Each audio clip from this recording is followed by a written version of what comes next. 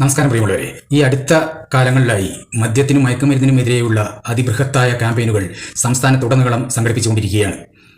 ശ്രീകണ്ഠൻ നായരുടെ നേതൃത്വത്തിൽ 24 ചാനലും ഡോക്ടർ അരുൺകുമാറിന്റെ നേതൃത്വത്തിൽ റിപ്പോർട്ട് ചാനലും അതുപോലെ മറ്റ് പല ചാനലുകാരും സർക്കാരും സർക്കാരിതര സന്നദ്ധ സംഘടനകളും എല്ലാവരും യുവാക്കൾക്ക് ഒരു ബോധവൽക്കരണം നൽകുന്നതിന് വേണ്ടി MDMA പോലെയുള്ള മാരക ലഹരി പദാർത്ഥങ്ങൾ നാം വർജിക്കേണ്ടത് ആവശ്യമാണ് എന്നൊരു ബോധവൽക്കരണം നടത്തിക്കൊണ്ടിരിക്കുകയാണ്. പക്ഷേ നമ്മൾ മനസ്സിലാക്കേണ്ട ഒരു കാര്യം, കതിരിൽ വളം വെച്ചിട്ട് വല്ല കാര്യമുണ്ടോ എന്നുള്ളതാണ്.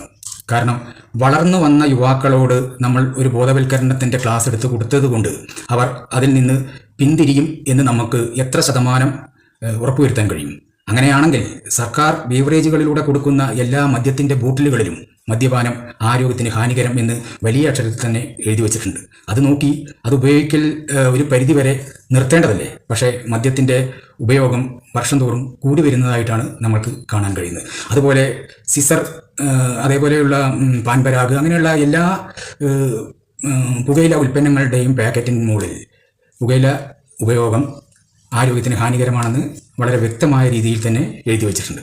പക്ഷേ എന്നിട്ടും യുവാക്കളിൽ ഈ ഉപയോഗം കൂടി വരികയാണ് ചെയ്യുന്നത്. അതിൽ നിന്ന് നമ്മൾ മനസ്സിലാക്കേണ്ടത് എന്തെന്ന് വെച്ച് കഴിഞ്ഞാൽ, യുവാക്കളായിരിക്കുന്ന അവരുടെ ഈ ഒരു സമയത്ത് നമ്മൾ അവർക്കൊരു ഉപദേശം കൊടുത്തു കഴിഞ്ഞാൽ അത് ഫലവത്താവില്ല എന്നാണ് നാം മനസ്സിലാക്കേണ്ടത്. കാരണം യുവാക്കളുടെ ആ പ്രായം എന്ന് പറയുന്ന കൗമാര പ്രായം തന്നെ ഉപദേശം ലെവലേശം ഇഷ്ടമില്ലാത്ത ഒരു പ്രായമാണ്. പിന്നെ നമ്മൾ എന്താണ് ചെയ്യേണ്ടത്? നമ്മൾ ചെയ്യേണ്ടത് എന്തെന്ന് വെച്ച് കഴിഞ്ഞാൽ, യുവാക്കളാവുന്നതിന് മുമ്പേ അവർ കലാലയങ്ങളിൽ പഠിച്ച് വരുമ്പോൾ തന്നെ അവർക്ക് ഇതിനെപ്പറ്റി നല്ലൊരു ബോധവൽക്കരണം കൊടുക്കണം. അത് വെറുതെ ക്ലാസ്സിലൊരു ബോധവൽക്കരണം കൊടുത്തിട്ട് കാര്യമില്ല.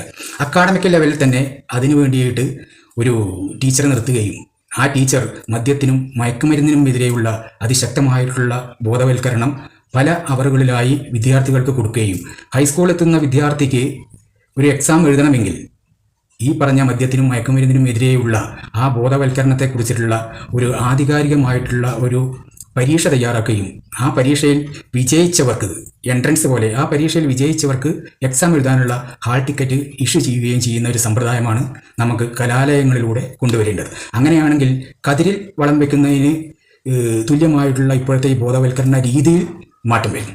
അങ്ങനെ വന്നു കഴിഞ്ഞാൽ യുവാക്കൾ പഠിച്ച് വളർന്നു വന്ന് എക്സാം എഴുതി എൻട്രൻസ് പാസ്സായി മദ്യത്തിനെതിരെ എന്നൊരു നിഗമനത്തിൽ അവർ തുടർന്നുള്ള എക്സാം എഴുതി അവർ പാസ്സാകുമ്പോൾ അവരുടെ പഠനത്തിനോടൊപ്പം തന്നെ ഈ മദ്യത്തിൻ്റെയും MDMA പോലെയുള്ള ഈ മാരക വിഷവസ്തുക്കളെയും കുറിച്ചിട്ടുള്ള ഒരു അവബോധത്തെക്കുറിച്ച് അവർ ആധികാരികമായി പഠിച്ചിറങ്ങുന്ന ഒരു വ്യക്തിയായി മാറും. അങ്ങനെ വരുമ്പോൾ സ്വാഭാവികമായിട്ടും അവർ ഇതിൽ നിന്ന്, ഈ മദ്യത്തിൻ്റെയും മയക്കുമരുന്നിൻ്റെയും പിടിയിൽ നിന്ന് നല്ലൊരു ശതമാനത്തോളം മാറി നിൽക്കാനുള്ള ഒരു സാധ്യതയുണ്ട്. അതല്ലേ നമ്മൾ ചെയ്യേണ്ടത്? യഥാർത്ഥത്തിൽ അങ്ങനെ ചെയ്താൽ മാത്രമേ അടുത്ത ഒരു തലമുറയെങ്കിലും ഈ കരാള ഹസ്തത്തിൽ നിന്ന് രക്ഷപ്പെടാൻ കഴിയുള്ളൂ. കാരണം എന്തെന്ന് വെച്ച് കഴിഞ്ഞാൽ, പണ്ട് കേരളത്തിലെ കോവളം ഭാഗത്ത് ഇപ്പോൾ ഈ പറഞ്ഞ എല്ലാ രാസവസ്തുക്കളും ഈ ലഹരി വസ്തുക്കളും യഥേഷ്ടം ഉണ്ടായിരുന്നു. പേരൊരു പക്ഷേ ഇതാവില്ല എന്ന് മാത്രം. കാരണം എന്തായിരുന്നു? അവിടെയായിരുന്നു കേരളത്തിൻ്റെ പ്രധാന ടൂറിസ്റ്റ് കേന്ദ്രം എന്ന് പറയുന്നത്. ഈ ടൂറിസ്റ്റ് കേന്ദ്രങ്ങൾ എവിടെ ഉണ്ടോ അവിടെയെല്ലാം ഇതേപോലെയുള്ള ഈ മദ്യവും മയക്കുമരുന്നും ഓട്ടോമാറ്റിക്കായിട്ട് അവിടെ കുമിഞ്ഞു കൂടും.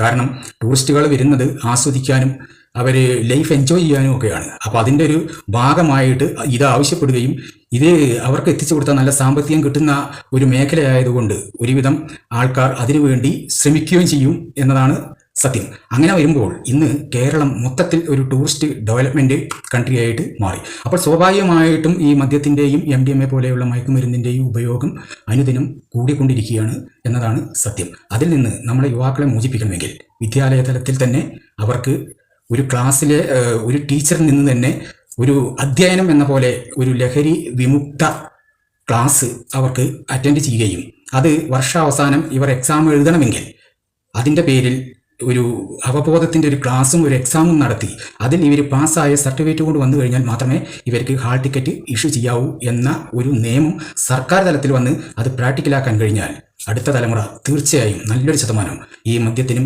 MDMA പോലെയുള്ള ഈ മയക്കുമരുന്നിനും അടിമപ്പെടാതെ രക്ഷപ്പെടും എന്നതാണ് എൻ്റെ ഒരു അഭിപ്രായം.